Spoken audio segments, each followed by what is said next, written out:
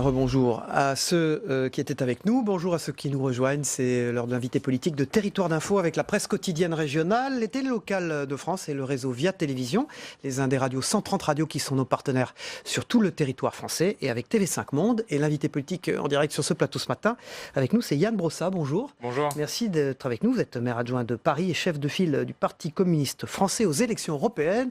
On est ravis de vous avoir. À mes côtés pour vous interroger ce matin, Marcelo Westfred du Figaro pour Public Sénat. Bonjour Marcelo. Et Fabrice Vesser-Redon pour les dernières nouvelles d'Alsace aujourd'hui, des journaux du groupe EBRA. Bonjour Fabrice.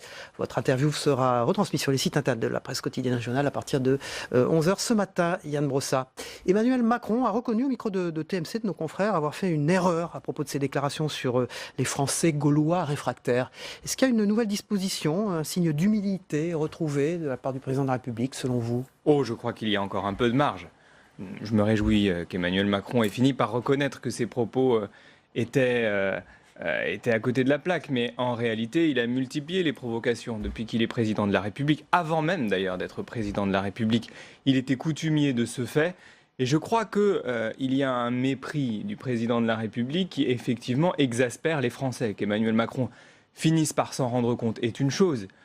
Qu'il change de politique et qu'il tienne compte de la situation des plus modestes, des plus fragiles, de ceux qui sont aujourd'hui en difficulté et qui sont touchés par sa politique, c'est autre chose. Mais c'est ça que j'aimerais voir maintenant. Alors, Marcelo Westfred. Justement, hier, un point précis a été révélé, c'est que le Premier ministre Édouard Philippe, sur France 2, a parlé de la dégressivité des allocations chômage pour ceux qui gagnent le plus.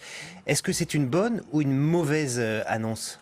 Non, ce n'est pas une annonce à laquelle moi je suis favorable. Je ne pense pas qu'il faille aujourd'hui faire des économies sur les allocations chômage, y compris sur les cadres. La réalité, c'est que s'il y a des économies à faire dans notre pays, ce n'est pas de ce côté-là qu'il faut regarder. Ce n'est pas du côté des chômeurs, c'est plutôt du côté des très grosses fortunes. Je rappelle quand même que le gouvernement a décidé, il y a maintenant un peu plus d'un an, de supprimer l'impôt sur la fortune. La suppression de l'impôt sur la fortune coûte aux finances publiques 3,5 milliards d'euros. Mais ce n'est pas un acte de justice sociale de considérer que les plus riches, les plus employables, les plus riches puissent avoir des allocations dégressives. Les plus riches aujourd'hui, ce sont les très grosses fortunes. Ce sont ces 300 000 foyers qui bénéficient de la suppression de l'impôt sur la fortune. On a d'ailleurs appris il y a quelques jours que ces 300 000 foyers qui bénéficient de la suppression de l'impôt sur la fortune ont un patrimoine de 1 000 milliards d'euros, soit la moitié du produit intérieur brut français. Et on voudrait nous faire croire que c'est sur les cadres chômeurs qu'il faudrait faire des économies. Non, les économies, il faut les faire sur les plus riches, et c'est en l'occurrence eux qui ont bénéficié des plus gros cadeaux du gouvernement. Fabrice Vesser-Redon. Sur le principe, vous avez un problème avec la dégressivité, finalement. J'ai un problème, effectivement, avec la dégressivité. J'ai un problème avec l'idée selon laquelle, au fond, les cadres ne seraient pas intéressés à rechercher un emploi parce que leurs allocations chômage seraient trop élevées. Je pense que quand on est cadre, y compris quand on est chômeur, on cherche toujours, on préfère toujours avoir un emploi que rester dans une situation de chômage. C'est d'ailleurs un vieux discours de la droite réactionnaire qu'on entend depuis longtemps, selon lequel, au fond, les chômeurs seraient satisfaits de leur sort. Je pense que les chômeurs ne sont pas satisfaits de leur sort, qu'ils soient cadres ou qu'ils soient ouvriers. Merci. Autre sujet, l'Aquarius qui a perdu son pavillon, le Panama l'a retiré. Aujourd'hui, MSF lance un appel au gouvernement pour que l'un d'entre eux accorde ce pavillon. C'est le dernier bateau en Méditerranée. La France ? Moi, je le souhaite. Et pour être tout à fait sincère, j'ai honte de la position de la France, de la position des États de l'Union européenne sur cette question des réfugiés. Je trouve que nous sommes aujourd'hui dans une situation de non-assistance à personne en danger. Nous sommes aujourd'hui dans une crise de l'accueil depuis 2015. Et aujourd'hui, nous avons des États de l'Union européenne qui se renvoient la balle, qui jouent au ping-pong avec des vies humaines, des hommes, des femmes, des enfants qui cherchent à fuir des dictatures, la misère. Et je pense que ce serait l'honneur de la France, effectivement, que d'accorder son pavillon à l'Aquarius. L'Aquarius sauve l'honneur des Européens. Et je pense que notre rôle, c'est effectivement de faire en sorte que l'Aquarius puisse continuer à faire son travail et que ces sauveteurs puissent continuer à faire leur travail. Depuis mercredi soir, il y a un homme qui est entre la vie et la mort parce qu'il y a une rixe entre migrants dans le nord de Paris. Vous êtes adjoint au logement, mais aussi à l'hébergement d'urgence. Est-ce que vous demandez à Gérard Collomb, au ministre de l'Intérieur, de vous donner plus de policiers sur le terrain ? Absolument. Et d'ailleurs, quand on regarde les chiffres précis sur la présence policière à Paris et dans un certain nombre de quartiers populaires, on s'aperçoit que nous avons un nombre de policiers historiquement bas à Paris aujourd'hui. Je parle de Paris, mais on pourrait parler de tas de quartiers populaires partout en France. Nous avons une désertion de nos quartiers populaires de la part de la police nationale. Et donc oui, il faut faire revenir des policiers. On a un problème de sécurité publique, très clairement, et nous avons besoin d'avoir des policiers en nombre pour faire régner la sécurité dans ces quartiers-là. Je le dis comme élu du 18e arrondissement, qui est un des arrondissements les plus populaires de Paris, la situation n'est pas tenable en l'état. Et une fois de plus, c'est le cas de Paris, mais c'est le cas de tas d'autres quartiers populaires en France. Petite parenthèse, le ministre de l'Intérieur a annoncé qu'il serait candidat à Lyon. Est-ce que vous avez l'impression que du coup, il n'a plus la concentration pour s'occuper de ces dossiers-là ? J'ai jamais eu l'impression que Gérard Collomb était très concentré sur sa tâche, pour être tout à fait sincère. Vous évoquez la question des réfugiés. Sur cette question-là, il s'est systématiquement déchargé sur la ville de Paris. J'ai encore en mémoire les campements que nous avons eus dans le 19e arrondissement et un Gérard Collomb qui nous expliquait que la gestion de ce dossier relevait de la ville de Paris. Alors que sur le site de son propre ministère, il était écrit noir sur blanc que la question de l'hébergement des réfugiés était une compétence d'État. Moi, j'ai l'impression que Gérard Collomb n'a jamais véritablement été ministre de l'Intérieur. Fabrice de Sarredon. Autre sujet assez parisien, Marcel Campion, le roi des forains, comme on l'a surnommé, a annoncé arrêter son activité de forain pour se consacrer pleinement à la politique. Il y a pas mal de contentieux entre lui et l'équipe sortante. Vous considérez aujourd'hui vraiment Marcel Campion comme un homophobe ? En tout cas, ses propos sont homophobes.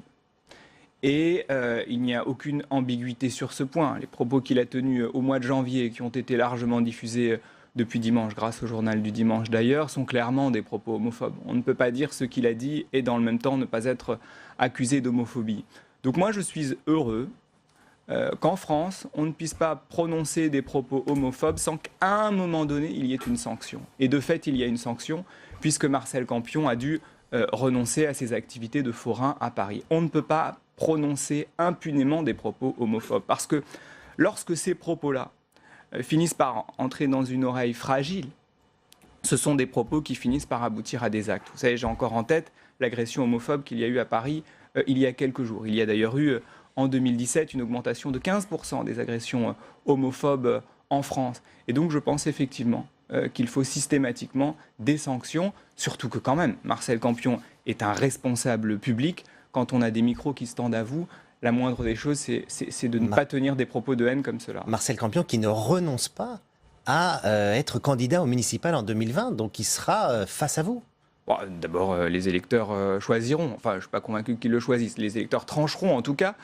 Et après tout, c'est son droit, même s'il risque d'être condamné pour les propos qu'il a tenus entre-temps. En tout cas, qu'il soit candidat au municipal, c'est la démocratie. Et on verra bien ce que ça donnera. Au Conseil de Paris, vous avez voté un vœu pour interdire, pour réquisitionner les logements vacants. Comment, concrètement, est-ce que c'est légal d'ailleurs d'interdire les résidences secondaires dans une ville ? Ce sont deux sujets différents. D'abord, il y a la question de la réquisition. Et effectivement, moi je suis favorable à la réquisition des bâtiments vides, et notamment des immeubles de bureaux vides. Nous ne pouvons pas verser tous les hivers des larmes de crocodile parce que des gens dorment dehors, et dans le même temps accepter que nous ayons à Paris 1 million de mètres carrés de bureaux vides. Ce sont des immeubles de bureaux obsolètes, ce sont des immeubles de bureaux qui n'ont plus d'usage, et oui, je considère qu'ils devraient être utilisés pour mettre à l'abri ceux qui aujourd'hui dorment dehors. 500 morts dans les rues de la capitale l'an dernier, faute de logement. Donc oui, à la réquisition des bâtiments vides, c'est une compétence de l'État, et je souhaite que la préfecture de police puisse nous entendre. Vous avez une autre problématique, et vous l'avez très justement dit, mais qui n'est pas la même, qui est la question des résidences secondaires. Et là, j'y insiste, je parle de Paris, et il ne s'agit évidemment pas de considérer qu'avoir une résidence secondaire en Lozère, ce serait la même chose qu'à Paris. Dans la ville de Paris, qui est une ville sur laquelle nous avons une tension très importante sur le marché immobilier, depuis 15 ans, nous avons une augmentation de 40% du nombre de résidences secondaires, qui est essentiellement le fait d'investisseurs étrangers.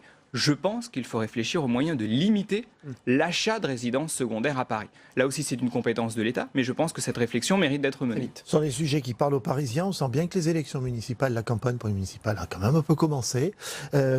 Votre maire, Madame Hidalgo, a sorti un livre, Respirer, où elle demande notamment aux Parisiens de pardonner son équipe, notamment dans le fiasco du Vélib. Vous positionnez comment, vous, par rapport à ce dossier ? Bon, d'abord, une mandature, elle est faite de réussites, et il y en a quelques-unes, même si on n'en parle pas souvent, elle est aussi faite de difficultés. Et le Vélib est une difficulté. C'est pas anodin, demande pardon, là. Mais elle a raison. Et je pense qu'aujourd'hui, nous devons effectivement tout faire pour que, enfin, Vélib fonctionne. Il y a eu effectivement un retard à l'allumage, un marché qui a abouti à la désignation d'un prestataire qui n'a pas fait le job comme il fallait. Et à un moment donné, elle a raison de demander pardon. Et surtout, la priorité aujourd'hui, c'est de faire en sorte que ça fonctionne. Je constate d'ailleurs quand même que depuis le mois de septembre, la situation est en train de se rétablir. Et comme beaucoup de Parisiens, j'ai hâte que ça fonctionne. Yann Brossat, qui est maire adjoint de Paris et qui est chef de file du Parti communiste français aux européennes, est notre invité politique ce matin dans Territoire d'Info.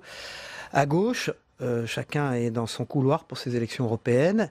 Vous êtes tous divisés. Est-ce que vous n'allez pas à l'échec annoncé de la gauche pour ces élections du coup ? D'abord, vous avez raison de le dire. Aujourd'hui, la gauche est très dispersée et très divisée. Un peu plus d'un an après une élection présidentielle qui a quand même vu la gauche éliminée du second tour de l'élection. Moi, je ne me résous pas à cette division et à cette dispersion. Et je lance d'ailleurs un appel à Besancenot, à Hamon, à Mélenchon. J'aimerais qu'à un moment, on puisse quand même se retrouver autour d'une table, voir comment nous pouvons ensemble organiser la riposte à Macron. Je lance cet appel ce matin. Oui, je souhaite que nous puissions nous retrouver autour d'une table et discuter de ce que nous pouvons faire ensemble. Bien sûr, nous avons des débats. Je ne suis pas d'accord avec tout, notamment avec Jean-Luc Mélenchon. Mais je suis convaincu que nous avons des choses à nous dire et des choses à faire ensemble. Et donc je souhaite que nous puissions au moins nous retrouver autour de la table. Jean-Luc Mélenchon, sur la question des migrants, c'est un nationaliste de gauche, vous diriez ?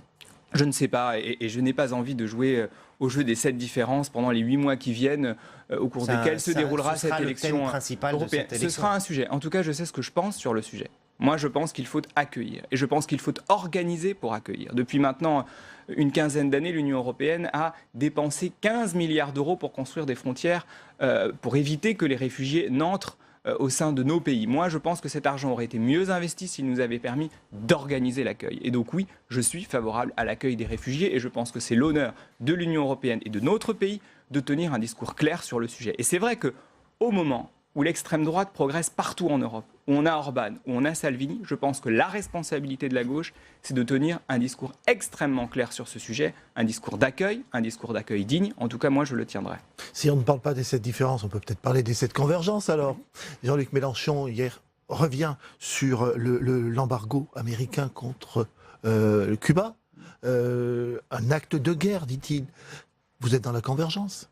Bon, il a raison de dire cela. Après, la réalité, c'est que l'élection européenne, et notamment la campagne des élections européennes dans notre pays, ne se jouera pas sur la question cubaine. Moi, ce que je souhaite, c'est que cette élection européenne soit une campagne que nous puissions mener sur les sujets qui intéressent les Français, sur les délocalisations, sur le travail détaché, sur la rémunération du travail, sur le pouvoir d'achat. Ce sont ça, aujourd'hui, les questions qui intéressent les Français. Et si la gauche a à travailler à des convergences, c'est d'abord là-dessus qu'il faut qu'elle bosse ensemble. Elle doit converger parce que sinon elle disparaît ? C'est une élection à la proportionnelle, donc il faut aussi mesurer ses propos. Mais en tout cas, nous aurons tout intérêt, de toute façon, à ce que la gauche puisse au moins se parler. Nous allons prochainement avoir le débat sur les retraites, par exemple. Est-ce que sur une question comme celle-là, la gauche est capable de faire front ? Moi, je suis convaincu que oui, et en tout cas, je suis convaincu que nous avons matière à discuter ensemble. Et en même temps, chaque formation a déjà désigné ses têtes de liste. Vous serez, chef de file pour les communistes. Donc, se rassembler derrière qui ? On verra bien. En tout cas, travaillons ensemble. Et moi, aujourd'hui, l'invitation que je lance, c'est un travail commun. Je ne me résous pas à l'idée que la gauche soit aujourd'hui dispersée façon puzzle. Ce n'est pas comme ça que je vois l'avenir de la gauche. Vous avez un congrès au Parti communiste au mois de novembre. Vous votez sur des motions, c'est-à-dire des textes d'orientation dans quelques semaines, en octobre. Est-ce que Pierre Laurent, le secrétaire national actuel, peut être en minorité ? C'est possible ? D'abord, c'est un vote démocratique. Donc, oui, c'est évidemment une possibilité qui existe. En tout cas, les communistes voteront. Et on ne peut pas, évidemment, présager de l'issue d'un vote avant que ce vote ait lieu. Non, mais moi, je trouve normal que le Parti communiste soit traversé de débats. Et on ne peut pas regretter que le Parti communiste ait pendant tant d'années été un parti qui fonctionnait de manière pas suffisamment démocratique et en même temps être surpris du fait qu'il y ait du débat au Parti communiste. Oui, il y a du débat au Parti communiste. Oui, il y a des adhérents qui vont voter. Il y a 4 textes qui sont présentés. Je ne sais pas quelle sera à l'issue du vote. Je sais une chose, c'est que je souhaite qu'un maximum de communistes y participent. Et par ailleurs, j'ai aussi le souhait qu'à l'issue de ce vote, les communistes soient rassemblés. Et je pense que c'est la priorité des priorités, parce que derrière, nous avons une campagne des élections européennes et qu'il va falloir se battre pour faire le meilleur score possible. Oui, le débat donc est essentiel, mais le rassemblement, on doit le garder en tête, parce que c'est comme ça qu'on s'en sortira. Vous soutenez Pierre Laurent dans ses motions? Bon, on verra bien, il y aura un vote et ce sont les communistes qui trancheront. On vous sent prudent. C'est pas ça, c'est que moi je suis chef de file des communistes pour les élections européennes. Et donc mon travail, c'est évidemment de rassembler l'ensemble des communistes, de faire en sorte qu'ils soient rassemblés pour ces élections européennes. Donc moi je m'en remettrai évidemment au résultat du vote. Sujet clivant dont on va parler, sujet de société dont on va beaucoup parler, c'est la PMA, procréation médicalement assistée. Le front anti-PMA est en train de s'élargir. Ostensiblement. Quelle va être votre position, la vôtre, et puis celle du Parti communiste? Le Parti communiste est depuis très longtemps favorable à l'ouverture de la PMA aux couples de femmes. C'est une question d'égalité, et donc nous sommes des militants de la PMA pour toutes, et moi je continuerai à tenir cette position, et les parlementaires communistes sont sur la même ligne. Yann Brossa, Bruno Julliard est parti, c'était le premier adjoint d'Anne Hidalgo à la mairie de Paris. Vous faites partie du dernier carré de finale derrière Anne Hidalgo. Vous allez être d'autant plus actif auprès d'elle, peser d'autant plus sur la politique D'abord, je ne fais pas de la partie ville de Paris. du dernier carré de Il y en fidèles. a encore pour 2 ans. Autour d'Anne Hidalgo, il y a un exécutif municipal qui est aujourd'hui au travail. Nous sortons d'un conseil de Paris où il y a plusieurs centaines de délibérations qui ont été présentées. Elles ont toutes été votées à Il y l'unanimité aura de la une alliance majorité des municipale. communistes jusqu'à En Marche Moi, ou pas? je suis profondément convaincu qu'il faut se battre pour que Paris reste à gauche. Parce qu'on parle évidemment du Vélib, on parle d'un certain nombre de difficultés. Mais la gauche à Paris, c'est 5000 places en crèche, c'est 7000 logements sociaux. Jusqu'à En Marche Chaque année. La gauche, Non, on va la jusqu'à En gauche, Marche. c'est la gauche. Et En Marche, ça n'est pas la gauche. Et d'ailleurs, quand on voit la politique du gouvernement en ce moment, le moins qu'on puisse dire, c'est que ça n'est Même à vraiment Paris. pas la gauche. À Paris Même à comme Paris. ailleurs. En Marche, c'est aujourd'hui une politique de droite. Et donc, notre priorité en 2020, ça doit être de rassembler la gauche. Et je sais pertinemment ce qui se passerait si la gauche perdait Paris. On aurait moins de logements sociaux, on aurait moins de services publics, et je ne veux pas voir ça à Paris.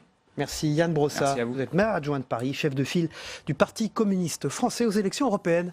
On passe au débrief de l'actualité dans un instant. Merci Marcelo Westfred et Fabrice Vesser-Redon.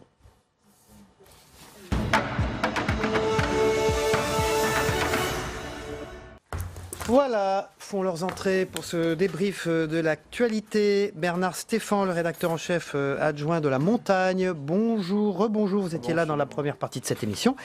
Et bonjour André Crétenant. Bonjour. Vous êtes le directeur de l'information de TV5 Monde, notre chaîne partenaire qui nous diffuse sur ses 9 antennes à travers le monde, près de 200 pays.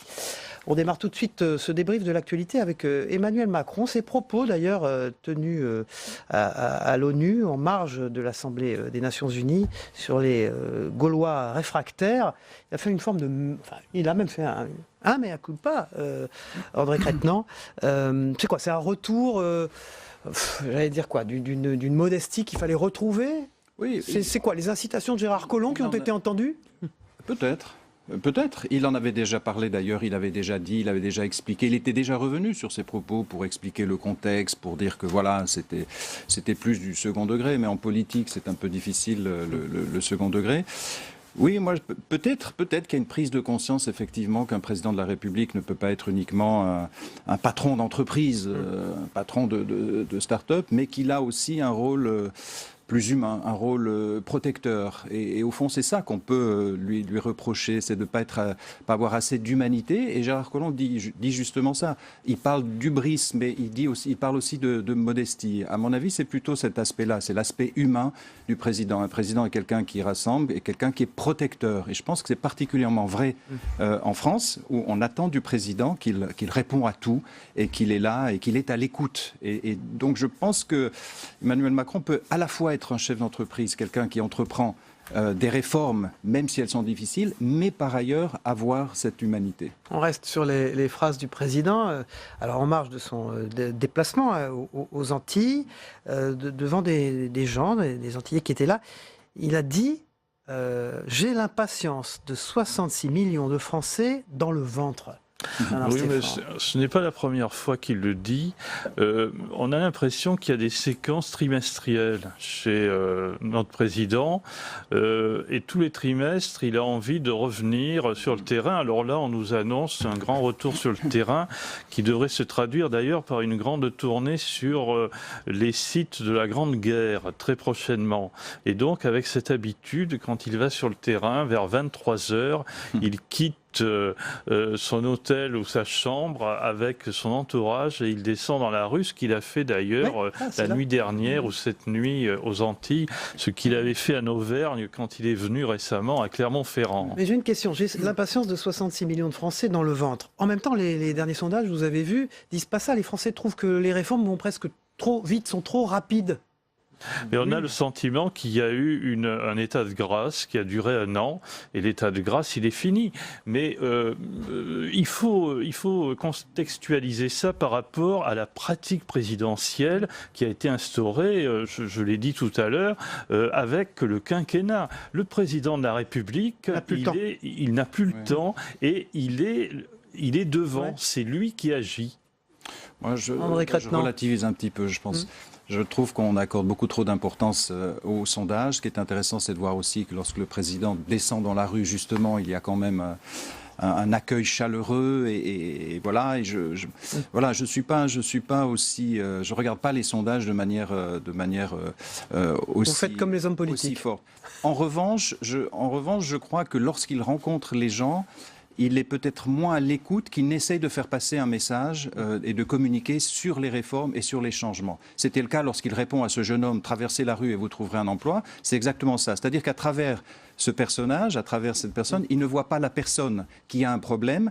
Il pense déjà à sa politique, à la réforme, qui a de la peine à passer. Voilà, alors on passe du président au Premier ministre. Il était hier soir à la télévision. On va revenir avec vous, Bernard Stéphan, parce que c'est un homme de votre coin, le président de la région Auvergne-Rhône-Alpes, qui était son contradicteur. On va y revenir dans un instant. Parlons d'abord de la dégressivité de l'assurance chômage. Vous avez vu que le Premier ministre y a été. Nous avons mis le sujet sur la table, a-t-il déclaré. Pour ceux qui ont une employabilité, pour ceux qui ont des salaires très élevés, une forme de dégressivité de l'assurance chômage peut avoir du sens, a-t-il dit. Oui, il a lâché. Visiblement, il voulait lâcher l'information. Il y a été, comme il l'a dit. Il est allé, il a lâché. Je pense que ce qu'il faut retenir dans ce qu'il a dit, c'était la question des salaires élevés. Je pense qu'il il voulait que ça imprime et qu'on dise, vous voyez, on n'a pas que des, on a aussi des mesures qui concernent les plus riches. Mais ça remet quand même en cause la question de la solidarité nationale. C'est-à-dire qu'effectivement, les cadres cotisent comme tout le monde. Lorsqu'ils se retrouvent au chômage, ils ont les mêmes difficultés que d'autres. Et je pense pas que ce soit une bonne idée de faire justement une différence. Alors, sinon, dans d'autres assurances, on pourrait considérer que ceux qui ont des revenus plus importants payent davantage en ce qui concerne les assurances maladie ou doivent prendre plus en compte un certain nombre de coûts. Je pense que c'est une mesure qui est de nature justement à casser la solidarité nationale. Bernard Stéphan. Et moi, je pense que c'est la nouvelle illustration de la politique tout pour le travail. On avait déjà vu ça la semaine dernière. C'est une forme, je trouve, de blairisme, c'est-à-dire Tony Blair, on rappelle. Tony Blair, c'est-à-dire l'emploi, quel que soit l'emploi, que ce soit un CDI à temps partiel, que ce soit une succession de CDD, quel que soit l'emploi. Et donc là, je crois que c'est à nouveau cette illustration-là. Il est probable qu'il y en aura d'autres. C'est un peu logique, non? C'est vraiment la première préoccupation des Français, l'emploi. C'est vrai, est-ce que le président ne doit pas tenter d'y répondre, j'allais dire, presque par tous les moyens? C'est la première préoccupation, mais il ne faut pas introduire subrepticement l'idée que le demandeur d'emploi pourrait avoir une certaine responsabilité dans sa situation. Oui, d'autant plus que le problème essentiel est plutôt dans les statuts différenciés, dans les retraites différenciées par catégorie. D'ailleurs, il a précisé qu'il ne parlait pas justement des différents statuts et on sait que c'est plutôt là qu'il y a un problème. Alors, Bernard Stéphan, il y avait un invité en face du Premier ministre hier au soir, oui, Laurent Wauquiez. L'homme à la veste rouge, alors il n'avait pas la veste rouge. Non, il l'avait pas du tout là. Non. Alors là, il était même dans les mêmes couleurs que le Premier ministre. Par contre, on a senti que il y avait un grand froid entre eux, net. Oui, il y a un grand froid parce que d'abord ils se connaissent, ils ont été dans le même parti, ils ont quasiment eu le même cursus universitaire, grandes écoles, etc. Mais dans ce débat, Laurent Wauquiez arrivait dans une fin de séquence où il était revenu à l'avant-scène. Il y a eu un discours devant LR, il y a eu sa visite à Merkel et il y a eu cette émission, ce face-à-face avec le Premier ministre. Et Wauquiez a tenté, et moi je pense a réussi, à entraîner le Premier ministre sur son terrain, c'est-à-dire l'immigration, et l'enfermer sur ce terrain-là pendant tout l'échange. On n'en est pas sorti, sauf à la fin, à l'extrême fin, quand a été abordée la question de l'Europe, mais c'était une incise et c'était encore pour parler de l'immigration. Vous voulez dire que Laurent Wauquiez a réussi à aller là où il voulait? Oui, il a réussi Absolument. à aller là où il voulait. Face au Premier ministre. En faisant des signes à son électorat, puisque c'était quand même là l'objet. Oui, c'était d'ailleurs l'objectif des deux, à mon avis.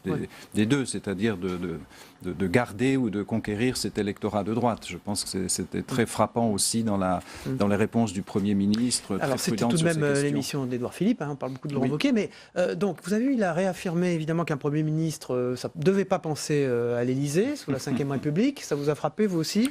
Et qui songeait peut-être au Havre y retourner. Alors, ça c'est le modèle Juppé qui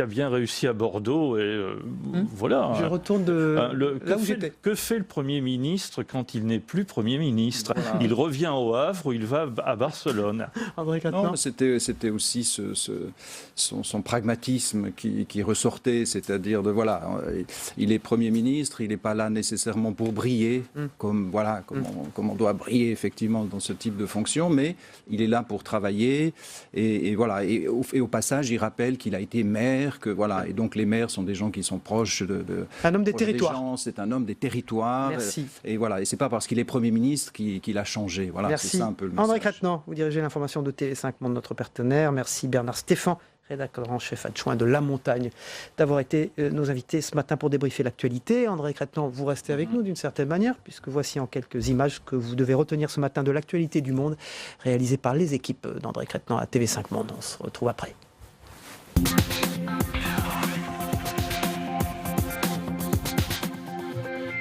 Qu'il soit démocrate ou républicain, rarement de mémoire de sénateur on s'est préparé à une audience aussi cruciale, celle dont dépend l'avenir d'un juge, grand favori de Donald Trump.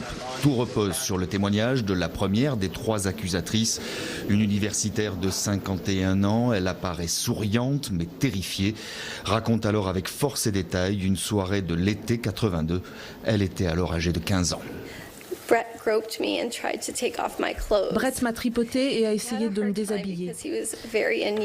Il a eu du mal parce qu'il était ivre et parce que je portais un maillot en pièces sous mes vêtements. Je ne lui ai jamais fait ça, ni à personne. Ce n'est pas ce que j'étais, ce n'est pas ce que je suis innocent. La commission judiciaire devrait voter ce vendredi sur la candidature du juge Cavanaugh. Il a 3 possibilités. Soit elle vote contre cette candidature, soit pour, soit encore elle ne donne aucun avis. En tout cas, le vote en séance plénière, c'est-à-dire les 100 sénateurs réunis, se fera dans la foulée. La majorité républicaine est très juste, très courte au Sénat, donc le suspense reste entier. Bienvenue dans la 3e économie d'Amérique latine où la soupe populaire s'est installée en plein cœur de la capitale. Sous les slogans de la contestation, le pays s'enfonce dans la crise et sitôt rentrée des Nations Unies avec un nouvel accord de prêt du FMI, le président argentin promet des temps encore difficiles. Maintenant, au début de cette tempête, nous savons que les choses prendront plus de temps. Les résultats que nous espérions obtenir plus tôt seront maintenant différés. Et les indices de pauvreté pour mars et septembre montreront également des revers. Fernandel, à l'époque où il incarnait Don Camillo, un face-à-face armé en pleine révolution cubaine, une marche lunaire avec la mission Apollo 16, ou encore le regard intense de Johnny Hallyday. Des clichés iconiques publiés dans Paris Match, 70 ans d'histoire aux côtés des people, des artistes et au cœur de l'actualité internationale. 15 millions de photos emmagasinées par ces photographes maison. Certaines peuvent être achetées.